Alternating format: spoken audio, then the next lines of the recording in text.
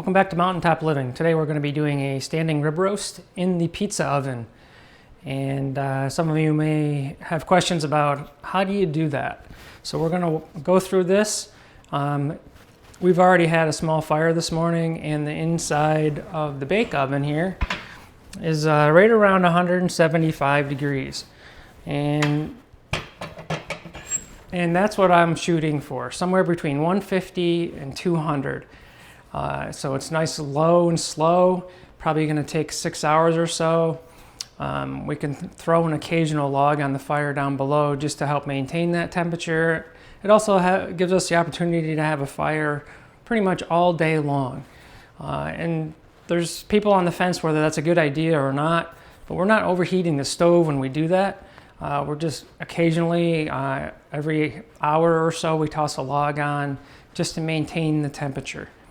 So I'm going to take you over. We'll prep the standing rib roast, and then we'll get it going.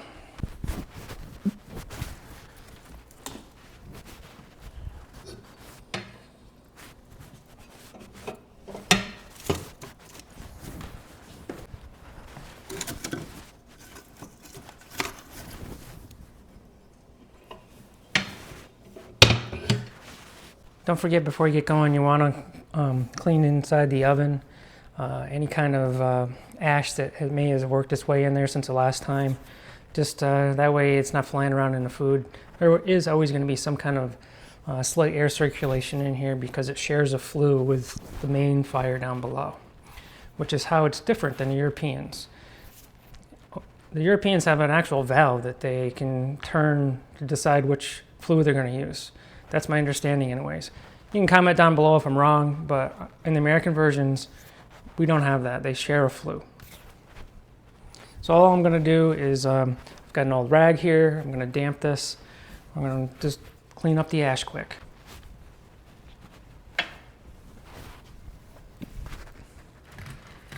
I don't know if you can see all the way back in there, but you know, we haven't used it this year yet, but this was clean from last year. So things accumulate.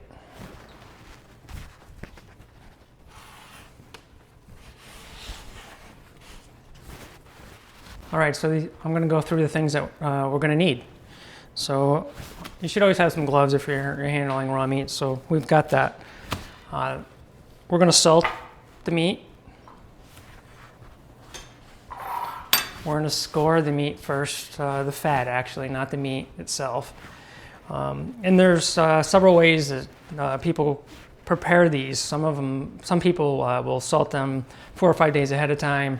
Others will do it just overnight. And I've done all those methods, and I find that simply doing it the day of just works out better for me. So we've got a roasting pan and a rack, and I've done this both ways, whether you have used a rack or not. So if you don't have a rack, don't worry about it. If you buy the bone-in standing rib roast, those bones act as a rack. Moving on down the line. So as you can see, this rib roast is already wrapped in butcher's twine. If it was not, you would want your own butcher's twine, a pair of scissors, and you'd wrap it to keep the roast together onto the rib, because what will happen is that will separate over the baking period, and the ribs will stay down, and the roast will end up creeping up. So you want to keep everything together for a consistent cook. The other thing that's going to be really important is a thermometer, and ours has the digital version so it can stay outside of the oven. Others are just push-ins, and those will work too. But that's key to making really good standing rib roast, is knowing what the temperature is. So let's get started.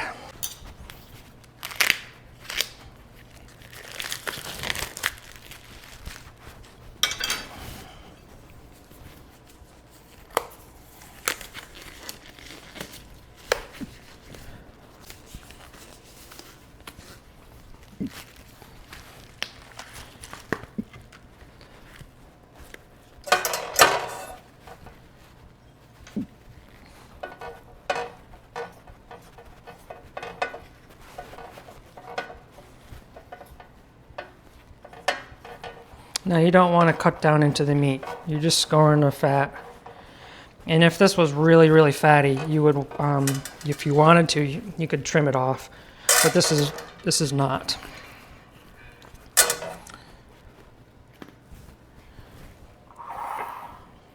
We're going to salt this entire thing very liberally.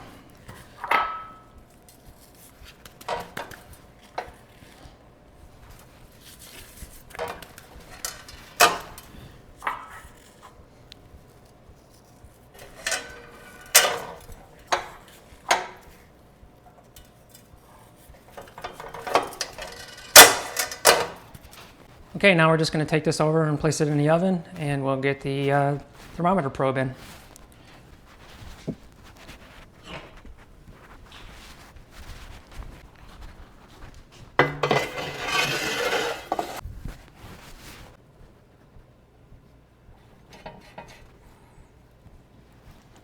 Okay, and we got the probe in. We'll just plug it into our thermometer out here. All right, I have this set for 120 degrees because I know it's going to come up at least another 5 degrees after that. And after setting for half an hour, it's going to be perfect.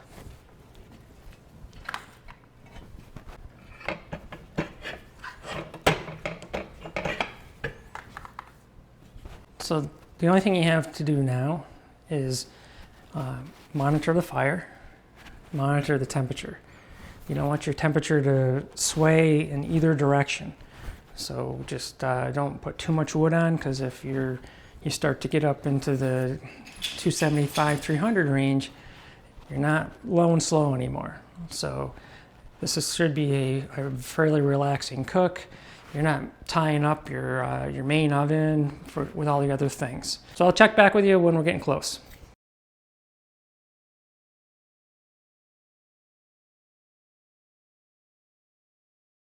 All right, quick update. We're about 3 hours in. We got the internal probes telling me it's about 95. Like I said, we set it for 120 for the alarm to go off. I want to point out that the heater temperature, the internal temperature, hopefully you can see it. You're looking at 275. If you look at our thermometer, it doesn't say that at all.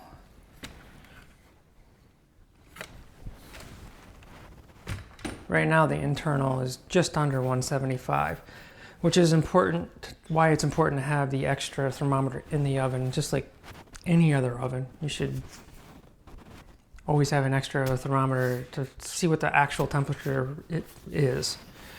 This probe goes way into the middle of the stove, whereas the actual oven itself, that's why you need the extra thermometer. So I'm anticipating in another 2.5 hours or so, and I'll check with you then.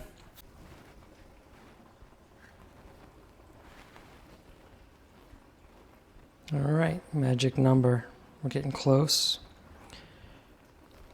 So we want ultimately to be at 125 to 130. So we're going to take it out when it hits the 122 mark.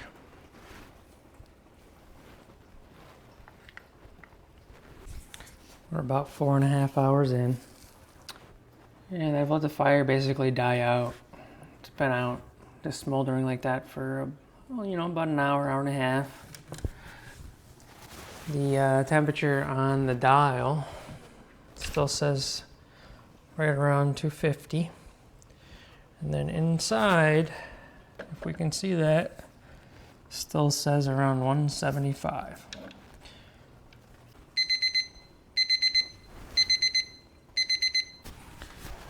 All right, this is the first time I'm opening the door since we started, and I'm gonna move the probe to a different location just to double check, make sure that we're really where we want to be.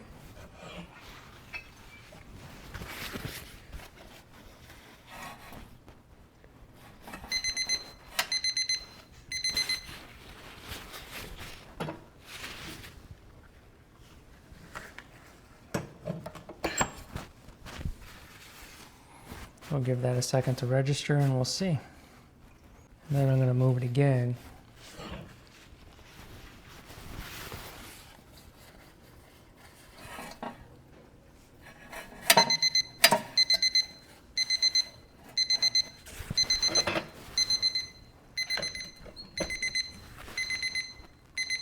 I would say we're in good shape.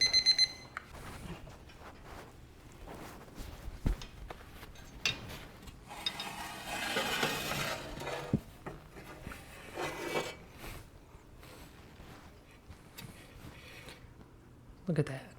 Beautiful.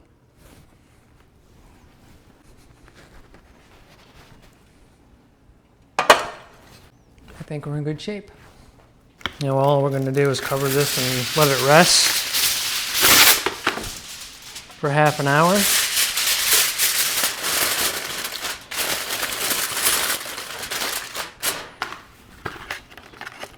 Now if you were to do this in a regular oven,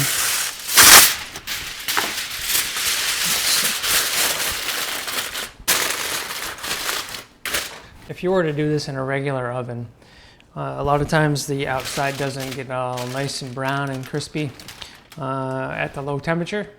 So you'd want to let it rest. And then after that half hour, you can, if there are juices, you can drain your juices off and make yourself some gravy or use it as an au jus. But this browned up really nice. But if you were doing it in an oven, you could turn your oven up to whatever the highest it would go, basically 450, 500, and just brown the outside up, and you're really looking at like 2-3 minutes. And that'll make the outside look nice and colorful. So we'll let this rest for half an hour and we'll come back and check it. All right, it's been about a half an hour, and now's the moment of truth. So we'll take the foil off and we'll see how it looks.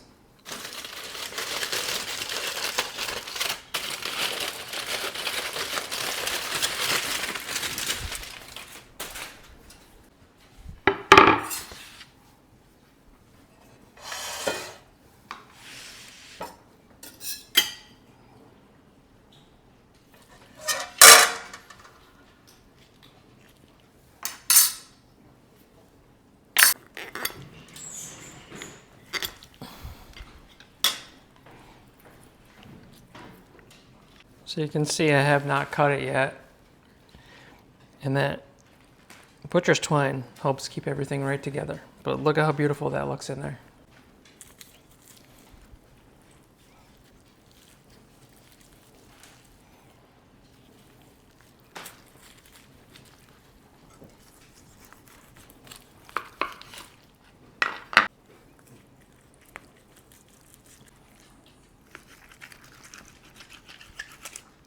Beautiful.